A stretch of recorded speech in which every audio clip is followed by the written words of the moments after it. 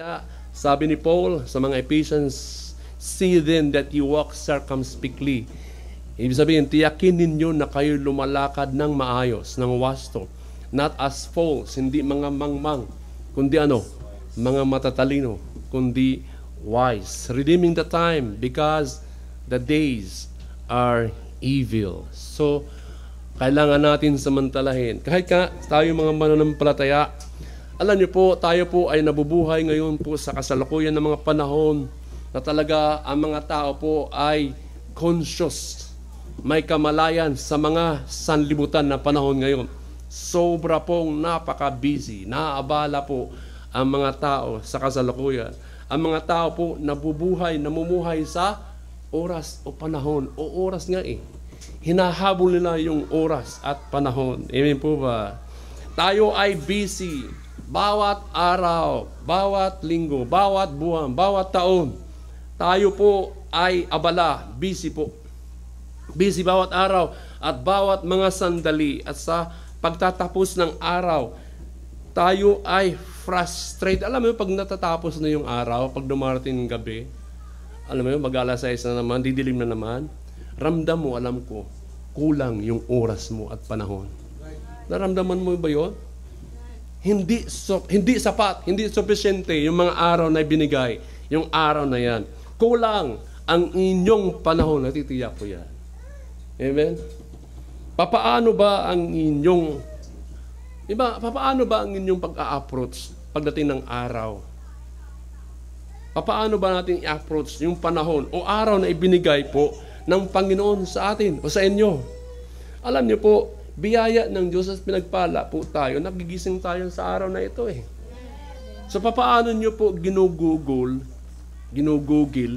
ginagamit po yung mga araw na binibigay sa atin ng Panginoon? Meron ka bang sufficienteng araw o wala kang panahon sa lahat ng araw? Hindi sapat yung araw na yan.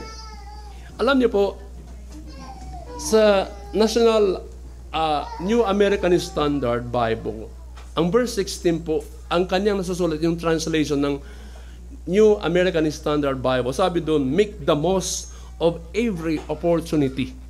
Yung verse 16 na yan. Redeeming the time. So sabi ng New American Standard, make the most of every opportunity. Sa iba nga, make the most of your time. Napakalaga po ang time. Sabi ng sayings, time is gold. Ang iba nga niyan ay, time is money. Tingnan nyo? Alam natin, mayroong panahon sa pagtatanim ng mga binhi. Sa pagtatanim ng mga binhi, may panahon din sa anihan. Nakakita nyo ba ang ibig ko sabihin?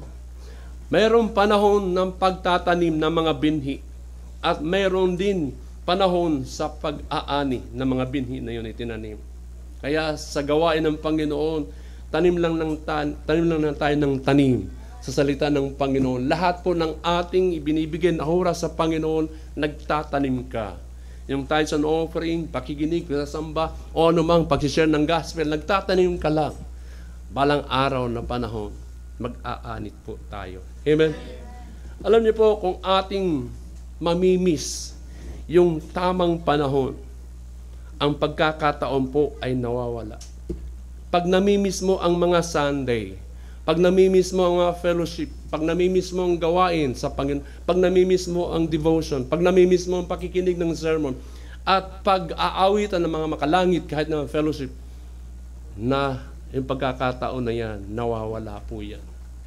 Kaya, make the most of every opportunity that God has given the time in our lives. Gawin mo ang pinaka-the best kung meron kang pagkakataon na ibinigay ng Panginoon yan, yung time na yan sa mga buhay natin. Dahil ang mga araw, sinasabi sa verse 16, the days are evil. Tingnan nyo, hindi po ikakabuti ang mga araw pag dumaring. Amen? Ang mga panahon po ay masama ibig sabihin dito, mga minamahal, ang ating kaaway po, si Satan po, yung diablo po, andyan yan, naghihintay sa atin upang nakawin yun. I-snatch na yun. Yaong mga pagkakataon na yan sa ating mga kamay, yung pagkakataon, paglilingkod sa Panginoon. Yung mga spiritual na bagay na yan na minsan gagamitin natin yung panahon. Ang diablo po na nakawin yan eh. Naghihintay lang siya eh. Kaya redeem your time. Redeeming the time. Samantalahin mo ang panahon habang nabubuhay. Totoo lang, ano? Kaya sabi nga ni Luz, iba na talaga pag nagkakaedad. Hindi ka na nakakalubog sa mga malalamig na mga... Ganun na lang ako. Ilamos na lang ako dun sa... Ang bigyan ko sa magtabo na lang eh. Sayang yung aking damit na short. Mga pangpaligo talaga yun eh. Ibigay ng pamangking ko sa Australia pa yun. Wala na eh. Si Harold gusto pang pumunta sa nag-aagos sa tubig eh. Wala talaga itong batang ito eh. Nung pauwi kami, halos na nagsisignal siya sa kanan, papadiretso pala, tinaloko nga to. Inawala kami sa daan, yung leader nga eh. Sabi ko, tinan mo si Harold, loko, nagsisignal niya pa kanan, mamaya kaliwa, ano na tayo eh. Amen? Niligaw tayo eh. Kaya nga minsan, habang bata, may kalakasan pa tayo. Maglingkod sa Panginoon. Kaya make the most of every opportunity that God has given us. Yung panahon na yan. Kung hindi mo gagamitin, sasamantalahin ng panahon. Ang diablo po ang gagamit sa inyo eh. Kaya ang tanong mo palagi eh, sino ba ang nakikinabang sa inyo? Sino ba nakikinabang sa atin? Ang diablo po ang sanlibutan o ang Panginoon sa mga araw na mga dumarating. Amen? Isa sa mga kasalanan, alam niyo po, isa po sa mga kasalanan na atin pong nagagawa o nakukumit na kasalanan, yan po ay pagsasayang po ng panahon na binigay ng Diyos sa atin. Pag nagkakasala ka, nasasayang yung panahon na binigay na sa iyo. Namimiss mo yung blessing.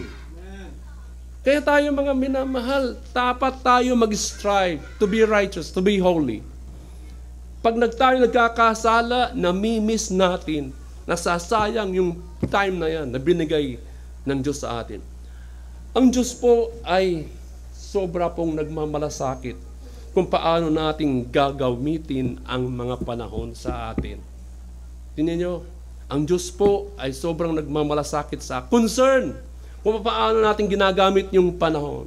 Colossians chapter 4 sa verse 5. Colossians chapter 4 verse 5, the Bible says, walk in wisdom. Tingnan nyo, tayo lumakat ng may katalinuhan. Walk in wisdom toward them that are without. Anong sunod na praise? Redeeming the time. Alam nyo, tayo mga mananampalataya, tayo talaga ang matatalino. Ang mga unbelievers, mga mangmang po yan. Ignorante sa mga pamumuhay. Amen? Time not used is time wasted. Ang oras po, ang panahon na hindi nagagamit ay panahon po ng pagsasayang. Napakaigsi ng buhay natin. Napakaigsi ng buhay natin. Bible study doon sa Malayan, sabi ko sa mga young people, ano ba ang buhay? Wala pong nakaka-define kung ano ang ibig sabihin ng buhay. Sa dictionary, it is the union of the soul and the body. Pero ang hirap yan ma-define kung anong buhay. Tayo po, ang tanong nung sa aking lesson sabi, bakit na ipanganak ako dito? Bakit ako nandito? Ano ba ang purpose ng buhay dito sa lupa? The purpose of our life, to prepare. Nagpe-prepare pa lang tayo, nagpe-prepare lang tayo dito sa lupa. Kasi tayo po ay mabuhay sa matagal at matagal for eternity. Inihanda lang ang ating sarili. Kaya kailangan mo maborn again ngayon. Kasi yung eternity na yan, dalawa yan, walang hanggan. Impyerno. Impyerno at langit. Kaya dito ka magpili, mag-decide ngayon kung saan ka pupunta. Di ba yung ore-ware na kanta namin? Eternidad, eternidad. Magpili ka, hininduha. Langit, impyerno, hain ka. Magpili ka, hininduha. Magpalangit gudla ako kay andon Papasok sa impyerno. Maintindihan? Magpalangid gula ako kay naadto Hesus Kristo. Di ba ang ganda doon? Ang panahon po na hindi nagagamit, especially sa mahalagang bagay. Nasasayang yung panahon. We cannot waste our time. Matagal na tayo nasasayang yung mga panahon natin. Di ba? We cannot waste our time. Kukunti lang, maigsi lang ang buhay natin. Amen. James 4:14. Sabi ni James, whereas you know not what shall be on the morrow, it is even a before that appeared a little time and then vanisheth away. See? Para lang tayong dito singaw na lumilitaw sa kaunting panahon, pagkatapos ay naglalaho. Ano ba yung vapor o singaw? Di ba pag umulan ngayon, biglang umaraw, bumubuka yung lupa at umuusok siya, di ba? Para tayong kabuti, sumusulpot. Yung singaw na halintulad sa buhay. Sabi ni James, paano natin halintulad yung buhay natin sa isang singaw? Kailang ka na panganak, doon ka sumingaw, birthday mo. Kailang, yung kaunting panahon, yung singaw na yun na lumitaw. Nakikita natin, ito lumitaw tayo, nag-exist tayo ngayon. Nakikita personal, physically. Sige, nakikita mata, di ba? Yung kaunting panahon, ito po yung pamamalagi natin na taon, yung edad natin. Amen. Bibihira ng mga tao mabuhay ng 70 years. Sabi nga palagi ng pagsusulwi ng ang 70 years, pag lumampas ka na ng edad ng 70 years, bonus na lang yun. Nagme-maintenance na tayo eh. May high blood, may mga diabetes. See? Kailangan mag-maintenance. Alam niyo bang maintenance? Extender na lang na ng buhay natin. Yan yun. Para tayong katulad ng embutido. Ang embutido na piki, alam niyo po, may extender yan eh, na hinahalo. See? Extender na lang yan ng gamot. Kaya tayong mga, mas maaga, mga kabataan, matuto kayo sa spiritual na bagay. Kasi kung anong kinakain nyo po, yun nagpapaigsi ng buhay natin. Minsan lang kayo pumunta ng Jollibee. Kasi ang Jollibee, McDo, hindi natin alam ang kanilang pagluluto niyan eh. Talaga, yung mga ketchup, yung mga noodles, ano pang meron is pasta. Talaga, nagpapaano yan eh. Kasi mahirap matunaw yan dyan eh. Mag-ingat tayo sa mga pagkain. Kailangan natin magkumain ng mga masusustansyang pagkain. Amen po ba? Yeah. Sabi ni, kasi nga katulad ng singaw, lumitaw sa kaunting panahon, yung edad natin, una-unahan lang tayo eh. Kukunin ng Panginoon. Ibig sabihin, pag namatay ka na maaga, yan ang panahon mo eh. Sabi ng Bible, it is appointed unto men once to die, and after this judgment. Kasi mayroon tayong appointed time, nakatakda na mamatay. Klase-klase ang kamatayan natin. Amen, masaksak, ma-chop-chop. Yan talaga ang sanhi ng kamatayan, na chop-chop, natiris, nadaganan, nagkasakit, namatay sa sakit, di ba? Natulog lang, hindi na nagising ng umaga. Klase, ori ng kamatayan. Amen? See? Kaya, gugulin na lang natin ang panahon sa spiritual na bagay. Amen po ba? Hindi dapat tayo magsayang ng panahon. Kunti lamang ang buhay natin, maigsi. At inaasahan ng Panginoon sa atin na gagamitin natin itong maayos yung ating buhay ng matalino, hindi katulad ng mangmang. Andiyan ba kayo? Po ba? Now, tanong ko dito, why should we redeem our time? Bakit dapat natin samantalahin yung ating mga panahon? Number one, we are accountable to God for our time. Hindi nyo ba alam na darating tayo sa pagsusulit in Judgment Day pag namatay tayo? Sa lahat ng ating po dito mga works, gawa, sa ating katawan, yung ginagawa natin, lahat po yan naka-record, naka-CCTV sa harapan po sa Panginoon. Sa 2 Corinthians chapter 5 sa verse 10. Sa 2 Corinthians chapter 5 sa verse 10. Tingnan natin sa Bible. 2 Corinthians chapter 5 verse 10. The Bible says, "For we must all appear before the judgment seat of Christ, that everyone may receive the things done in His body, according to that He hath done, whether it be good or bad. So sa lahat po ng ating pong ginagawa, sinadya mo man o hindi sinadya, nagplano ka man, mayroon ka mga plano, lahat po, pag namatay tayo, harap tayo sa Judgment Day.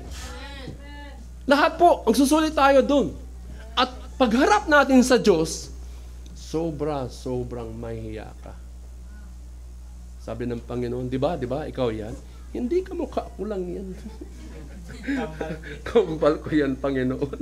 Nagkamali lang yung CCTV mo. Tingnan niyo mga kasalanan, nakakahiya ang ginawa natin.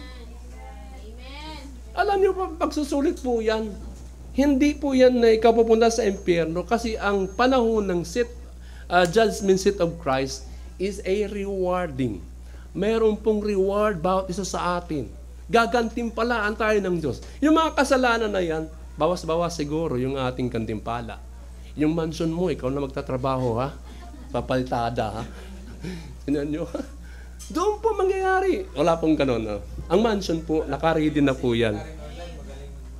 Pag na-born again ka, naka-registered na po yan, yung pangalan na building yan na yan, sa iyo na yan. Dito pa lang, pag na-born again ka, yung mga bakante po na subdivision sa langit in heaven, sa iyo na yan doon. Yung isa doon. Pag na-save ka. Hindi mo ba alam? Dito nag-uupa-upa pa lang tayo, di nga tayo nakakabayad. In heaven, pag na-born again ka, sa'yo na yan yung isang mansion na yan doon. Amen. Pero pag nakapasaway ka rito, magpapalitada ka doon. Totoo lang ang ating Panginoon, ang ating Diyos, napakadakila niya na engineer, architect, yan sa kanyang mansion na ginawa. It is a gold. Tingnan nyo, ginto yan, mga minamahal. Hindi ba kayo natutuwa? Kasi nga, we are accountable to God for our time. Tayo po yung magsusulit dito sa lupa na yan. Why should we redeem our time? Number one, we are accountable to God for our time. Number two, the days are evil. Tingnan niyo mga minamahal po. Alam niyo po, ang diablo nga, sabi ko sa inyo, naghihintay lang po yun na tayo po'y malihis po sa kalooban ng Panginoon. Minsan yung pagkakataon na yun na blessing na sanggaban natin. Amen? The devil is waiting to take away your opportunities yung pagkakataon na yan. Kaya sanggaban natin yung samantala yan. Number 3, kung bakit kailangan natin i-redeem yung panahon. Our days are numbered. Yung mga araw natin ay bilang lang yan eh. Tingnan nyo. Sa Psalm 39, verse 4 and 5, sabi ni King David, Psalm 39. Wala pa ako sa outline. Amen? Samahan nyo ako. Sa Psalm 39, sa verse 4, Psalm 39, sa verse 4 and 5. Lord, ito'y prayer, bagamat ang Psalm ay mga awitin. Lord, make me to know mine end, and the measure of my days, what it is, that I may know how frail I am. Pinanalangin si King David, nawa Panginoon, alam ko yung aking katapusan ng buhay na ito. And yung sukat ng aking mga araw, kung ano po yun, upang aking malaman kung paano yung kahinaan ko, malaman nun. Behold, thou hast made my days as an handbreadth, and mine age is as nothing before thee. Verily, every man at his best estate is altogether vanity. Kaya nga, yung ating araw bilang lang. Minsan nga di ba? Tinatanong ko nga tiyak ba tayo mabubuhay bukas? Tiyak ba tayo lahat dito mabubuhay? Isa sa atin dito, uuwi ng maaga sa Panginoon. Di natin alam bukas Kahit sabihin malakas pa ako, bata pa ako. Who knows? Ang Diyos lang nakakaalam. Pwede tayo magplano bukas, pero plano lang yun. Ito ngayon ang atin dapat targetin na araw ngayon.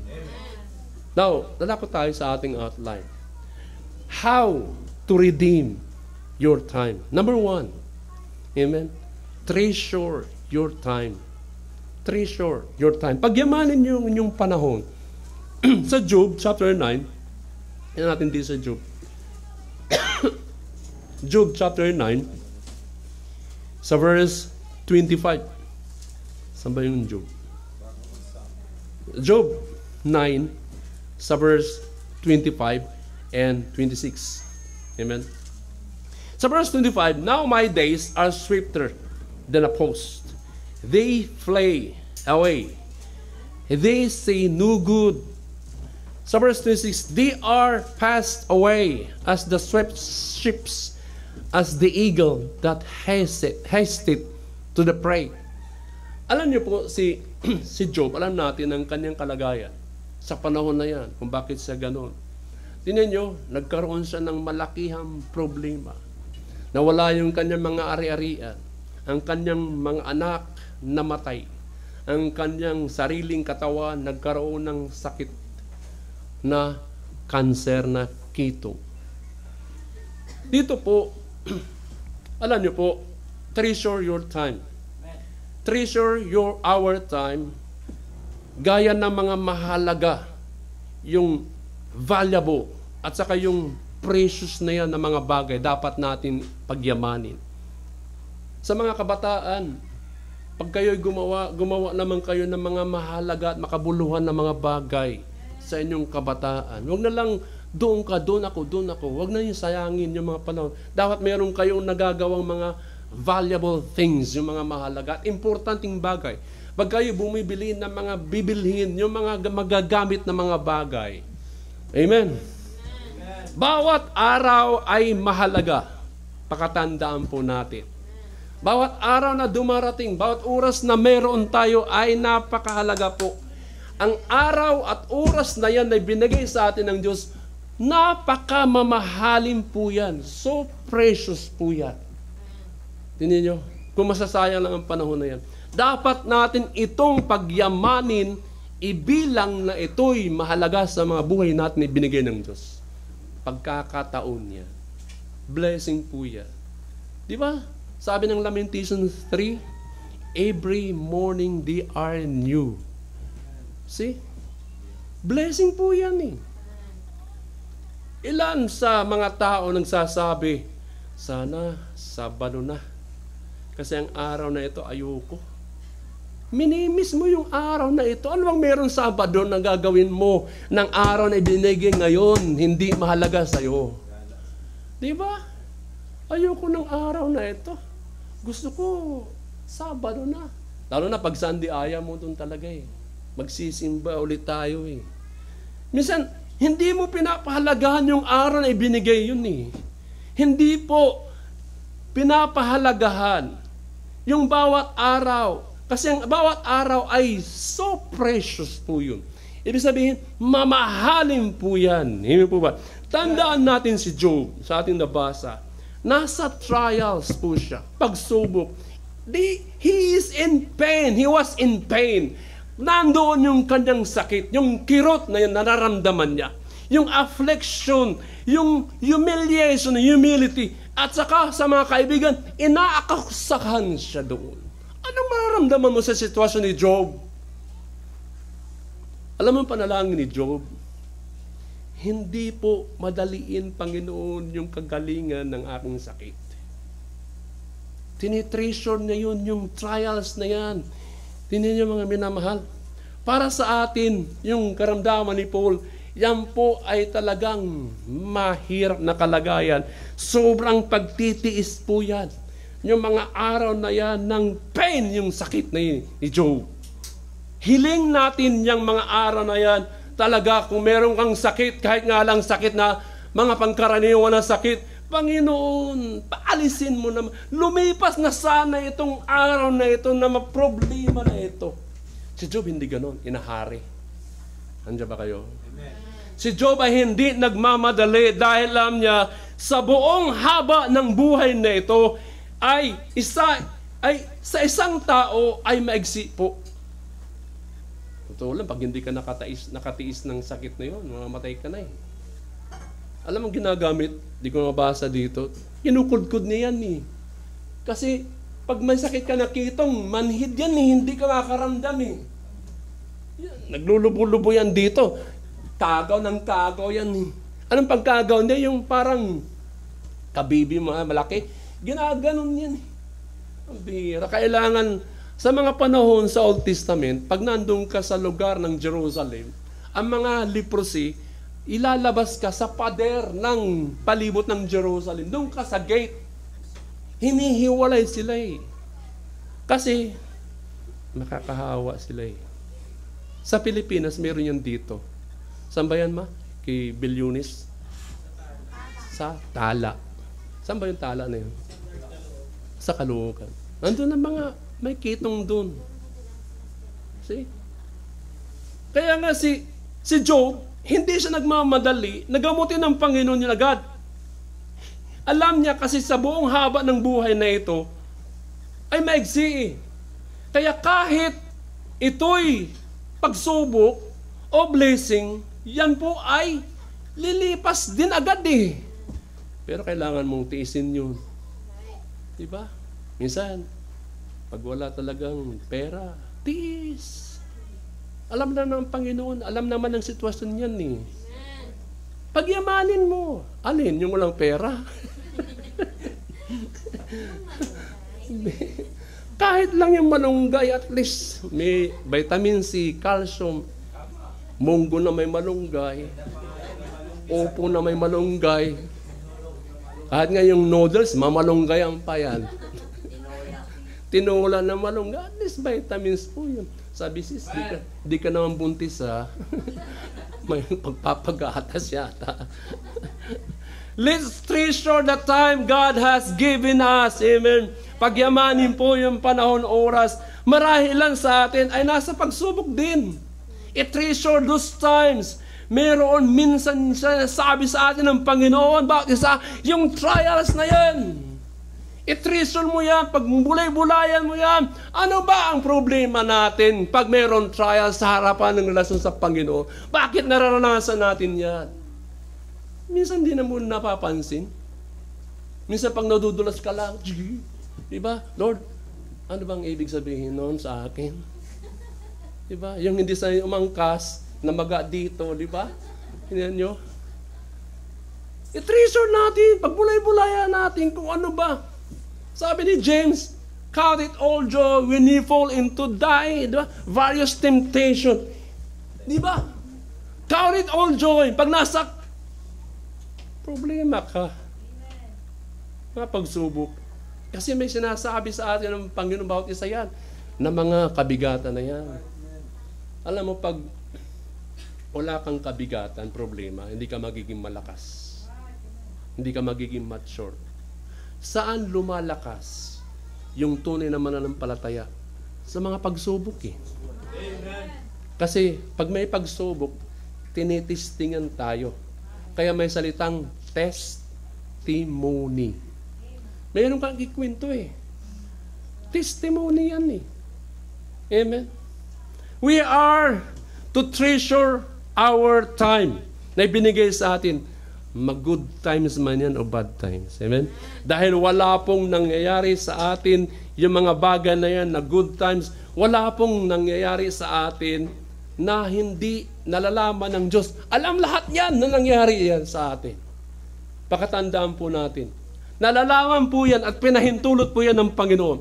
Madaming panahon, di po natin nare-realize ang mga bagay na mahalaga sa ating panahon. At nasayang na mga araw bawat buwan, taon, basta na lamang gumagawa ng wala.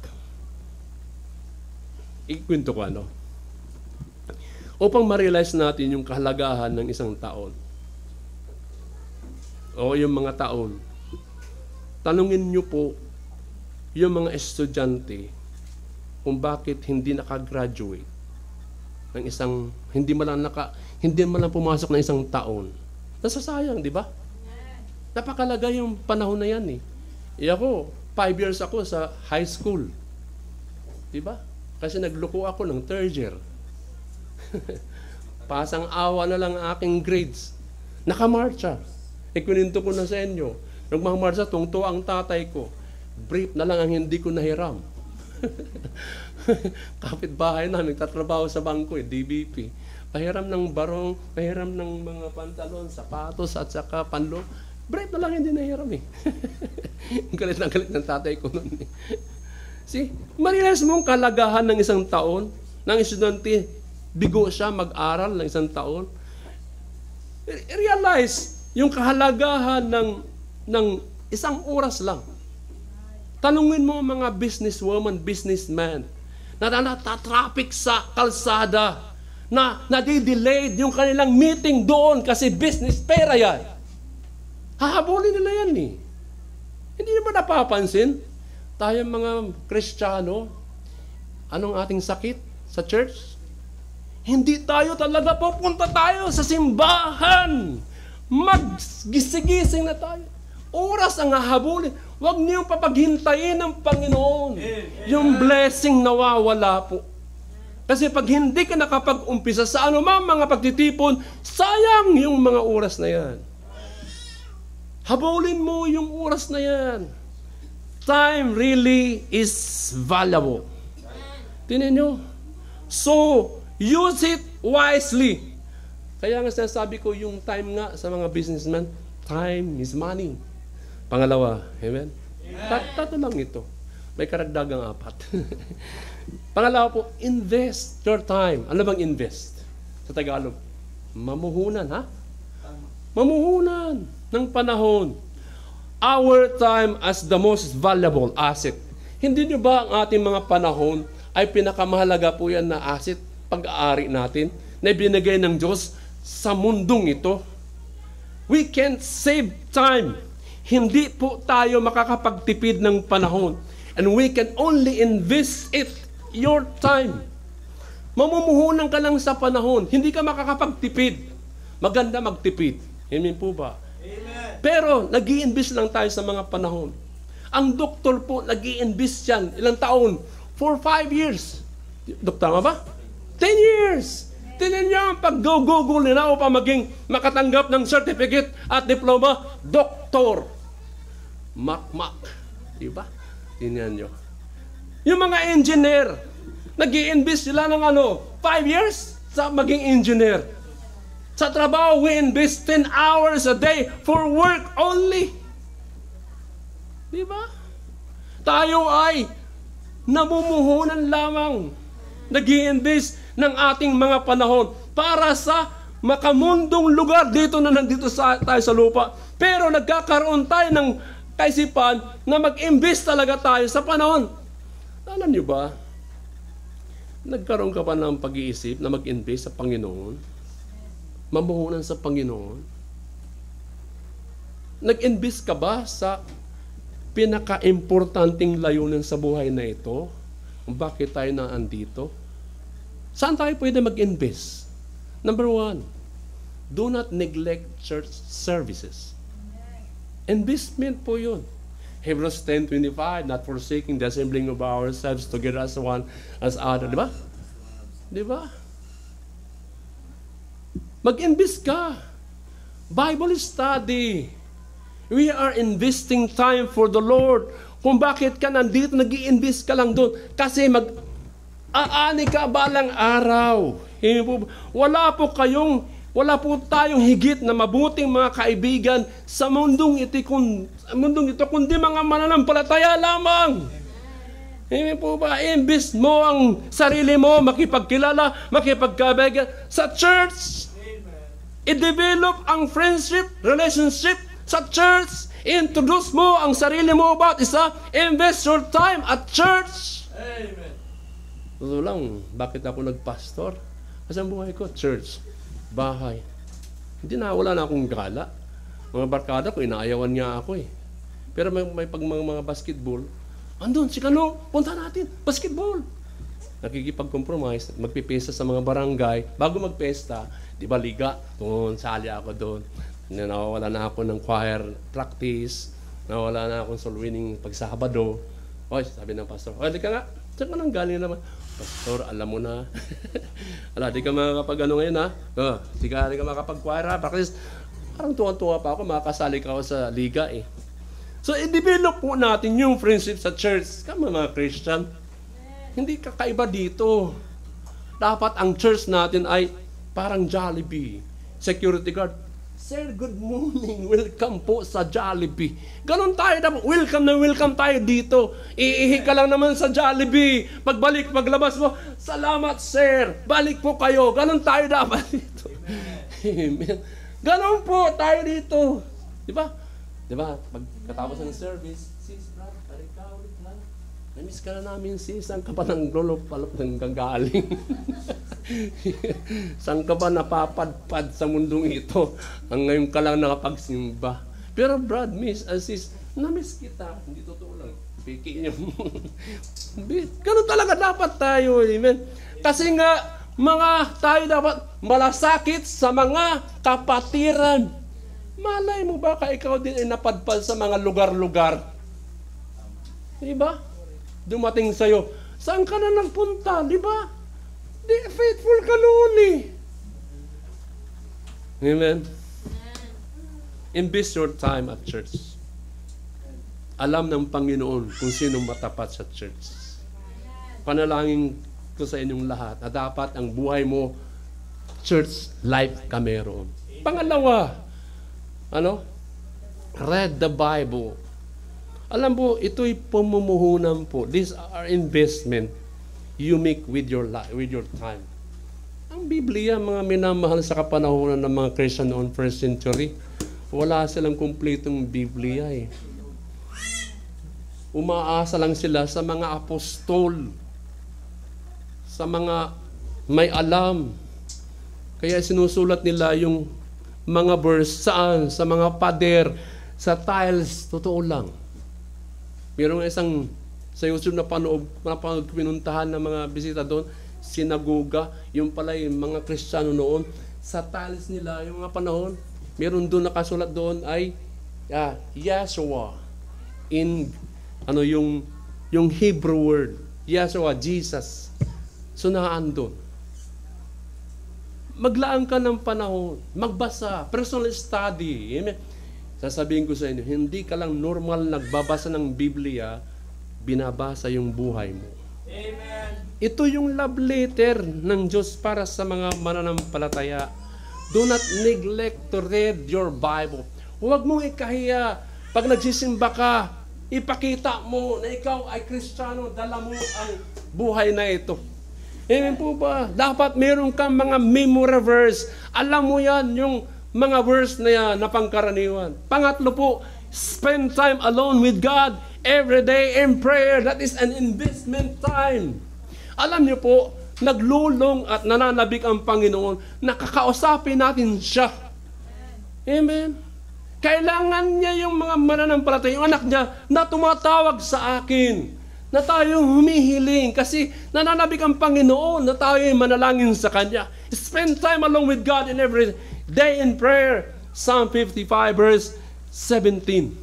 And I quote, sabi ni King David, evening and morning and at noon will I pray and cry aloud, and He shall hear my voice.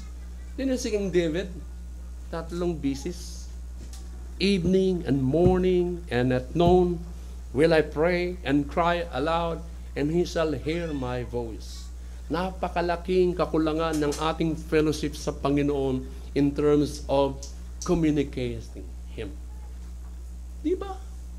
Pag ang asawa mo nasa abroad, nasa ibang lugar, pag hindi nga lang yan nagtitext, nagtatawag, asa na kaya ang mister ko?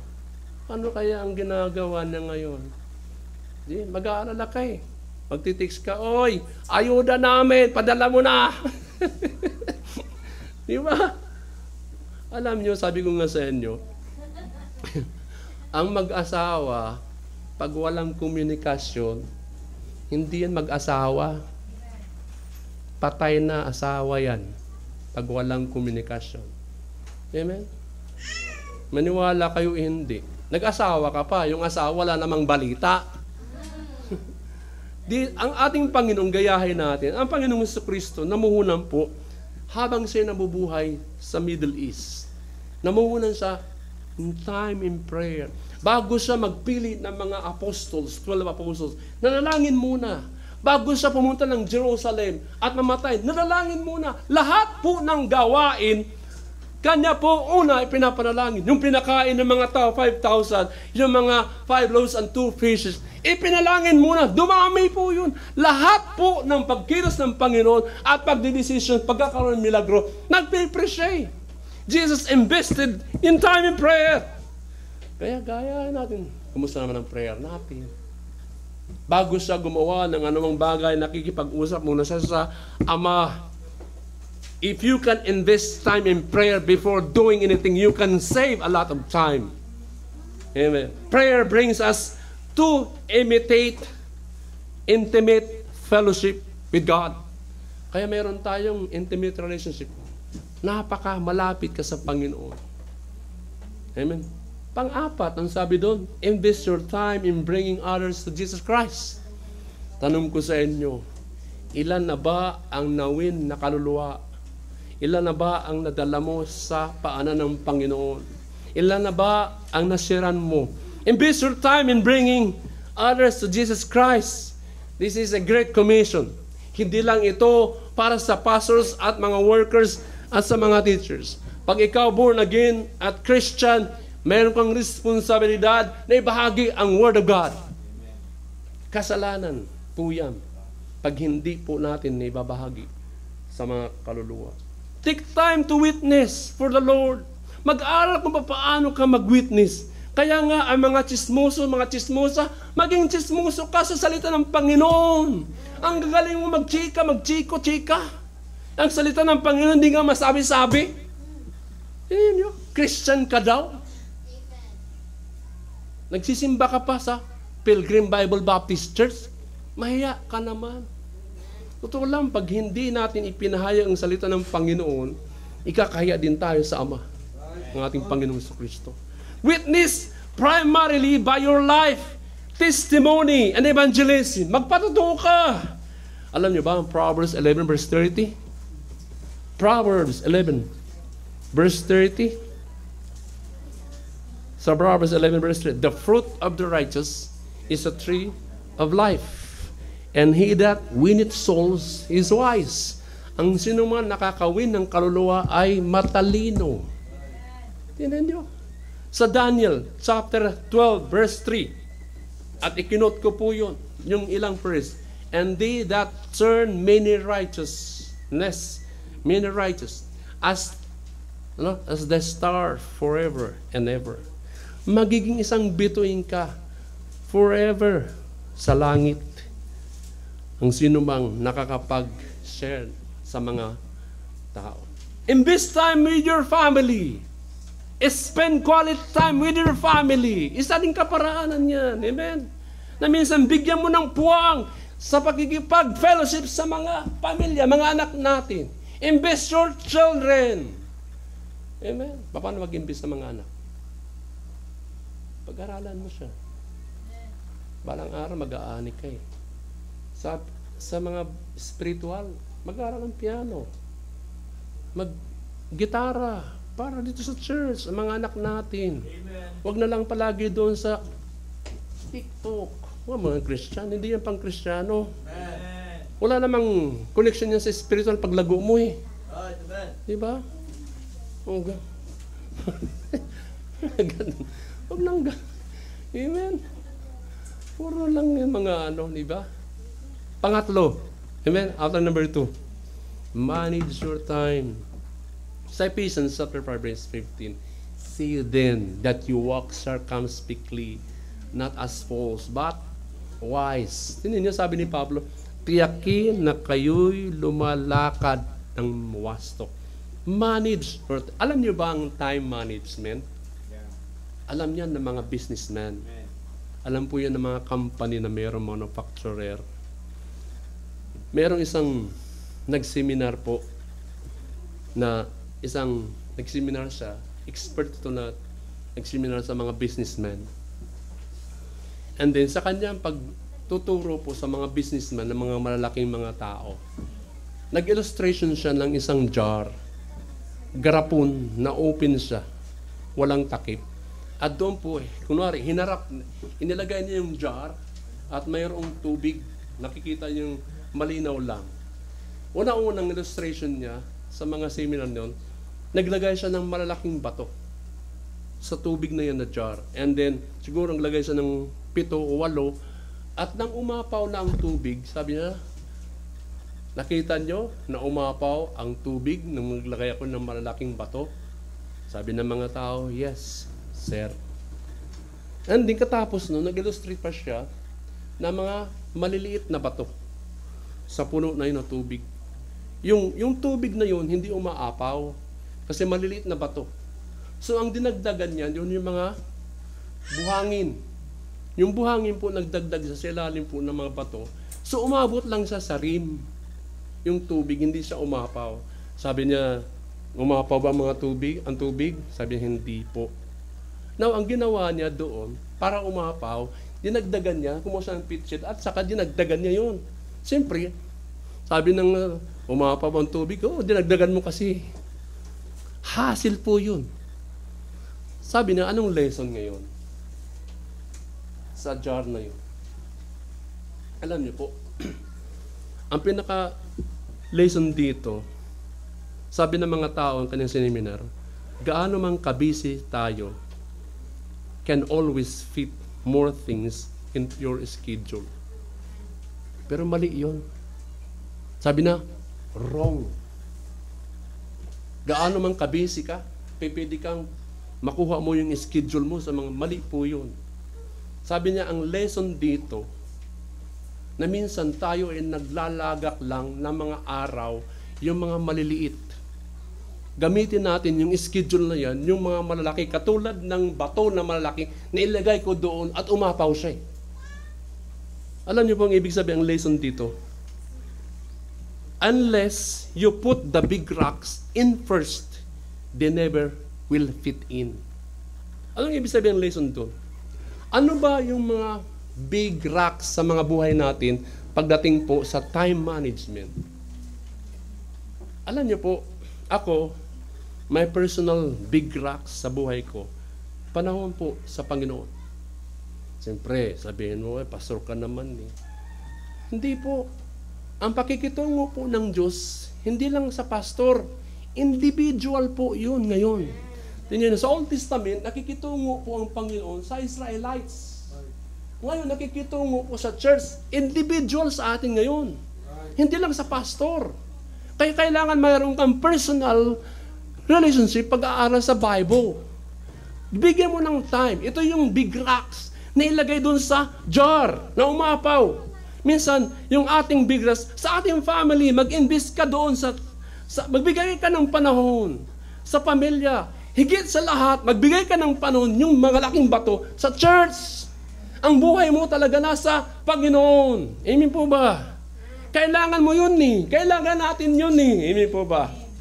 Nakakalungkot sa atin yung time management, yung hindi natin mamamanage yung time. Alam niyo po dito, the key to investment is management. The key to investment is management. Kasi nagmumuhunan tayo, pero wala tayong management.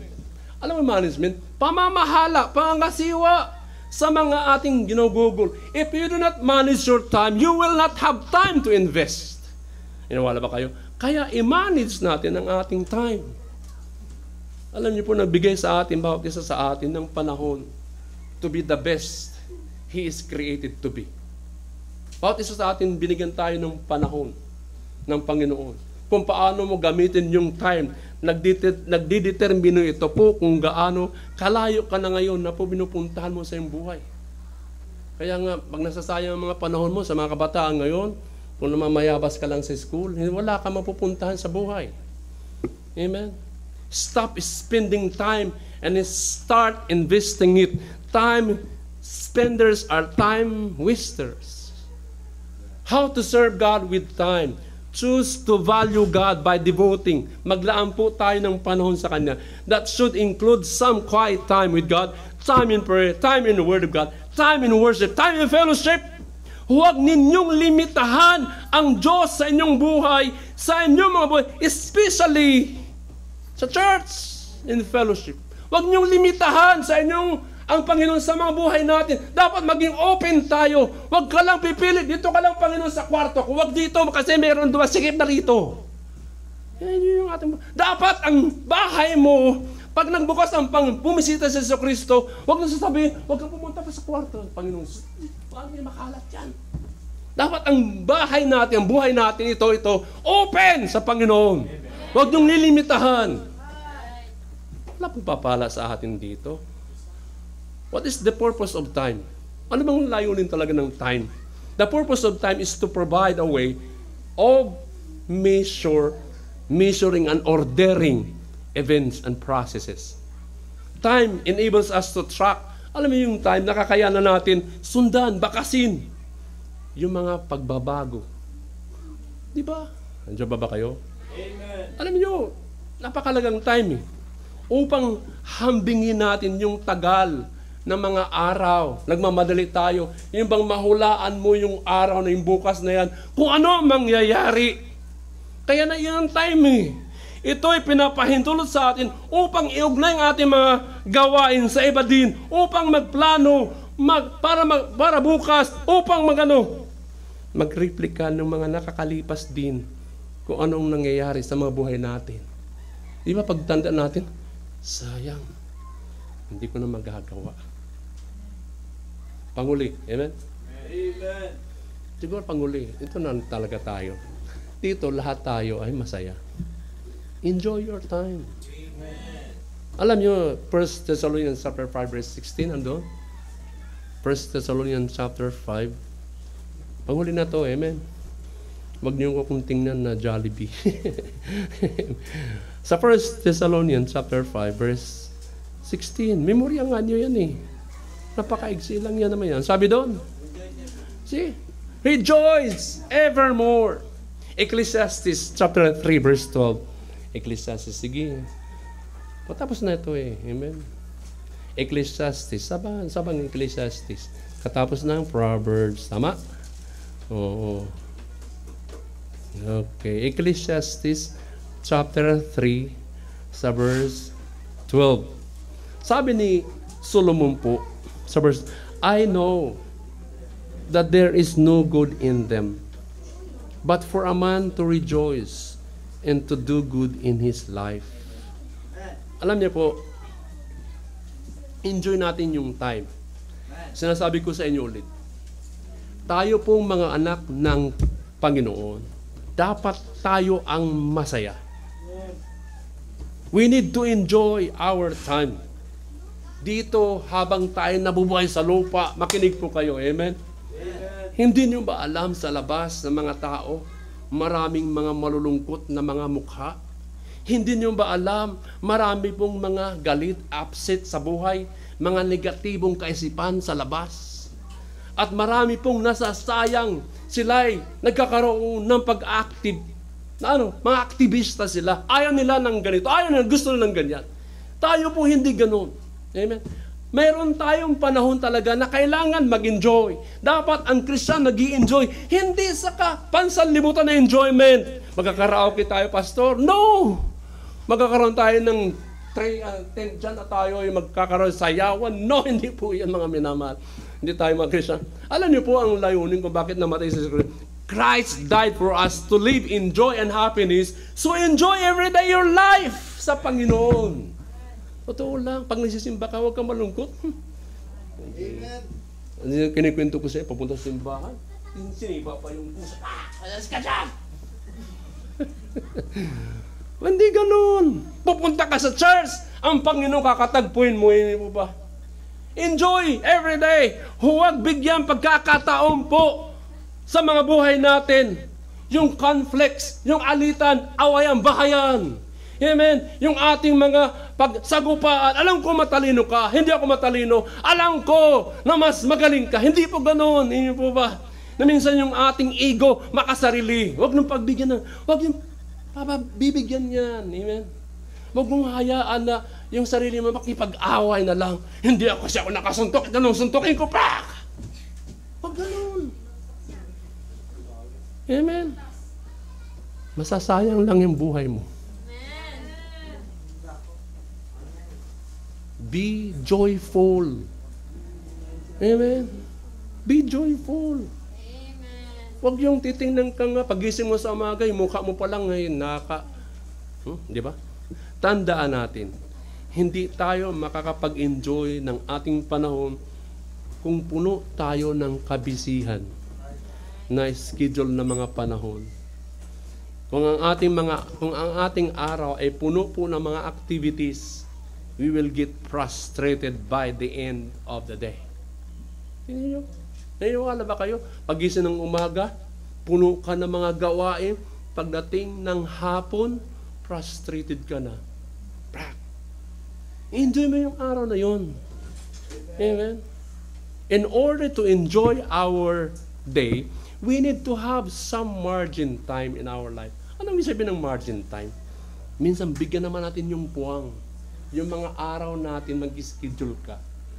Amen? Margin na minsan sa kabisihan ng mga araw ng linggo na minsan, huminga ka naman.